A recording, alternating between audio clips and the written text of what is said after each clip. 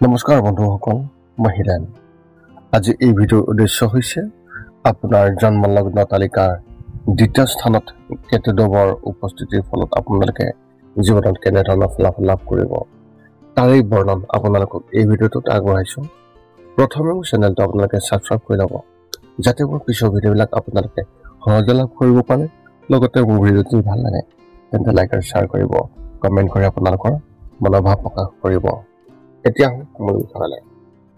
আজি এই ভিডিঅ'ৰ উদ্দেশ্য হৈছে আপোনাৰ জন্মলগ্ন তালিকাৰ দ্বিতীয় স্থানত কেতুদেৱৰ উপস্থিতিৰ ফলত আপোনালোকে কেনেধৰণৰ ফলাফল লাভ কৰিব। জ্যোতিষৰ হিচাপত যদি আপোনাৰ ৰাশিফলৰ দ্বিতীয় স্থানত কেতু গ্ৰহৰ উপস্থিতি হয় বা থাকে, তেন্তে সেই ব্যক্তিজনে পূৰ্বপুৰুষৰ সম্পত্তিৰ সুখ লাভ কৰিব। এনে ব্যক্তিসকলে জীৱনত বহুতো ভ্ৰমণ কৰিব পাৰিব আৰু তেওঁলোকেও বহুত লাভান্বিত হ'ব পাৰে। যদি দ্বিতীয় ঘৰত কেতুদেৱৰ অশুভ হয়, তেন্তে সেই ব্যক্তিজনে বিভিন্ন ঠাইলৈ বিচৰণ কৰিবলগীয়া হয়। এই কেতু গ্ৰহটোৱে ৰাশিফলৰ আটাইকেইটা অৰ্থাৎ 12টা ঘৰতে বিভিন্ন ধৰণে বিশেষভাৱে প্ৰভাৱ পেলায়। এই প্ৰভাৱৰ ফল সেই ব্যক্তিজনে পোনপটীয়াকৈ নিজৰ জীৱনত দেখিব পাৰে। জ্যোতিষত কেতু এটা নিষ্ঠুৰ গ্ৰহ বুলি জনা যায়, অৰ্থাৎ ই এক পাপ গ্ৰহ।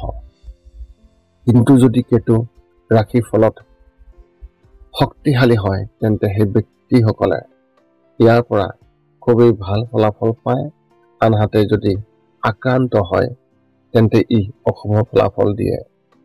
কেতু গ্ৰহই দ্বিতীয় ঘৰত কেনে প্ৰভাৱ পেলায় সেই বিষয়ে বিতংভাৱে আমি এতিয়া এই ভিডিঅ'টোৰ জৰিয়তে জানো আহক। দ্বিতীয় গ্ৰহত কেতুদেৱৰ উপস্থিতি, ইয়াৰ তাৎপৰ্য হিচাপে জ্যোতিষত কেতু গ্ৰহক অশুভ গ্ৰহ বুলি গণ্য কৰা হয়। কিন্তু কেতুৰ বাবে সেই ব্যক্তিজনে সদায় বেয়া ফলাফল পোৱাটো ই কেতিয়াও সঁচা নহয়। সেই ব্যক্তিজনে কেতু গ্ৰহৰ জৰিয়তে অশুভ ফলো লাভ কৰে। কেতু গ্ৰহ আধ্যাত্মিকতা, ত্যাগ, মোক্ষ আৰু তান্ত্ৰিক জ্ঞান আদিৰ দৰে এটা এটাকৈ লাভ কৰাৰ ই এক কাৰক। জ্যোতিষৰ মতে ৰাহু গ্ৰহ কোনো ৰাশিৰ মালিক নহয়, কিন্তু ধনু ৰাহুৰ নিম্ন ৰাশি আৰু কেতু উচ্চ ৰাশি। আনহাতে মিথুনত কেতু নিম্ন ৰাশি হয় আৰু ৰাহু উচ্চ ৰাশি হয়। 27টা নক্ষত্ৰৰ ভিতৰত কেতু গ্ৰহ অশ্বিনী, মুঘা আৰু মূলা নক্ষত্ৰৰ প্ৰভু বুলি বিশেষভাৱে জনা যায়। শাস্ত্ৰমতে কেতু গ্ৰহ স্বৰ ভানু অসুৰৰ ধৰ হোৱাৰ হিচাপে ইয়াৰ মূল ৰাহু গ্ৰহ বুলি গণ্য কৰা হয়। ৰাশিফলৰ দ্বিতীয় ঘৰটোৱে এই ব্যক্তিসকলক, যিসকলৰ কেতুদেৱৰ উপস্থিত থাকে, এই আৰ্থিক সমৃদ্ধি যেনে নিজে উপাৰ্জন কৰা ধন বা পৰিয়ালৰ পৰা পোৱা ধনক বিশেষভাৱে প্ৰতিনিধিত্ব কৰে।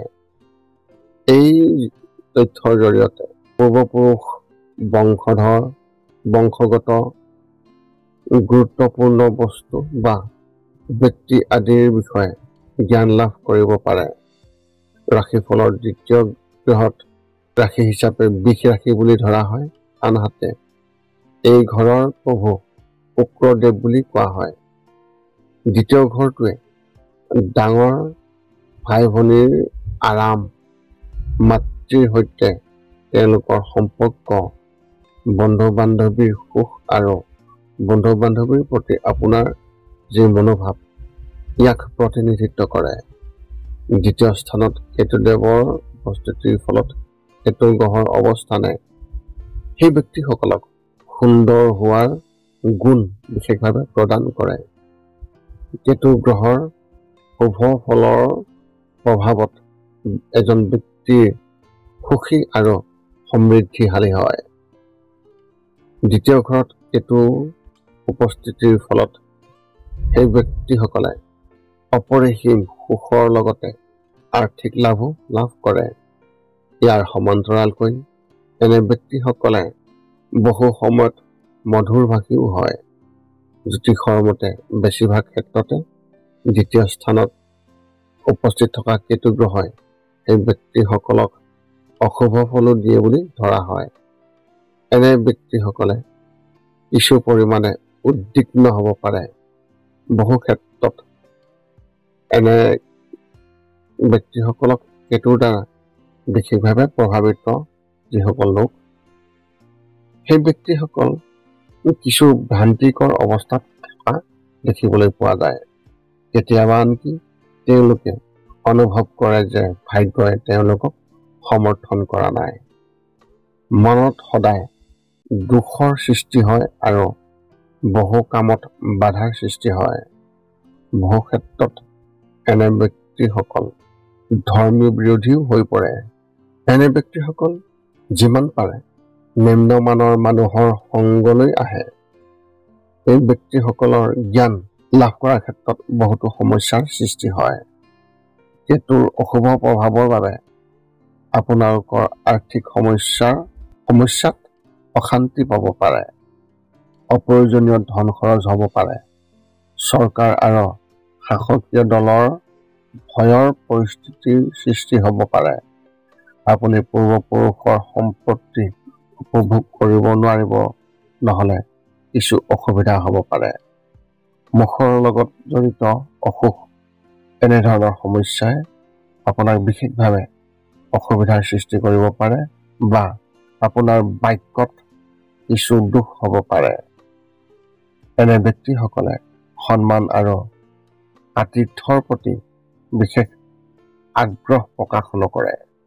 কেতুৰ প্ৰভাৱৰ বাবে এজন ব্যক্তিৰ কথা বতৰা বা কথোপকথনত মধুৰতাৰ অভাৱ হ'ব পাৰে। সংঘাতৰ পৰিস্থিতিত আপোনাৰ পৰিয়ালৰ বিশেষভাৱে সমস্যা হ'ব পাৰে। বন্ধু বান্ধৱীৰ বিৰোধিতা হ'ব পাৰে আৰু ব্যৱসায়তো আপুনি লোকচানৰ সন্মুখীন হ'ব পাৰে। গতিকে জ্যোতিষৰ পৰামৰ্শৰ মতে এইবোৰ কথা আপুনি মনত ৰখাটো অত্যন্ত প্ৰয়োজন আৰু ইয়াক পালন কৰাটো অতি প্ৰয়োজন।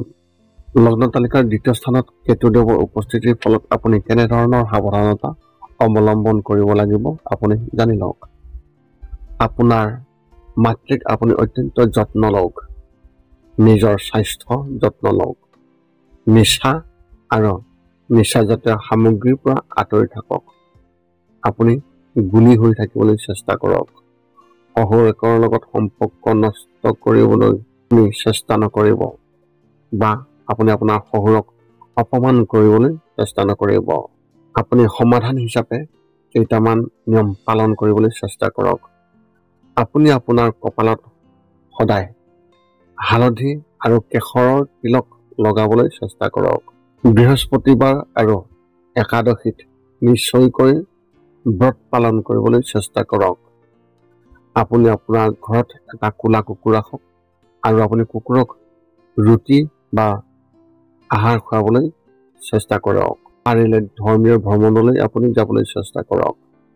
যিমান পাৰে সোনকালে মন্দিৰত ভক্তসকলক সেৱা কৰক বা ধৰ্মীয় অনুষ্ঠানত আপুনি ভক্তসকলক সেৱা কৰক। জ্যোতিষত কেতু গ্ৰহৰ নাম উল্লেখ কৰাৰ লগে লগে এজন ব্যক্তিৰ মনত ভয়ৰ অৱস্থাৰ সৃষ্টি হয়।